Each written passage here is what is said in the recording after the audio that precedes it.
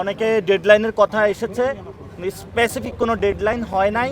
তবে এটাতে সবাই সম্মত হয়েছে, অনেক বেশি দেরিও নয়, আবার খুব তাড়াতাড়িও নয়, খুব দ্রুত সময়ের মধ্যেই সবার পর্যবেক্ষণ নিয়ে এটা প্রকাশ করা হবে। ঘোষণাপত্রের বিষয়ে সকল দলে কিছু অবজারভেশন দিয়েছে এবং আমরা সকলে এটাতেও সম্মত হয়েছি। আরও যদি কারো অবজারভেশন থাকে তারা লিখিত রূপে সেটা পাঠিয়ে দিন। সরকার এটা দেরি করলো এইটা প্রকাশ করতে বা এই আলাপ করতে, যে রাজনৈতিক দল বলছে দেরি করতে, আসলে আপনারা কি বলবেন? আমরা তো এই জন্য শুরুতে বলছি আমরা যথেষ্ট ধৈর্যের পরিচয় দিচ্ছি এবং ভবিষ্যতে ইনশাল্লাহ দিব।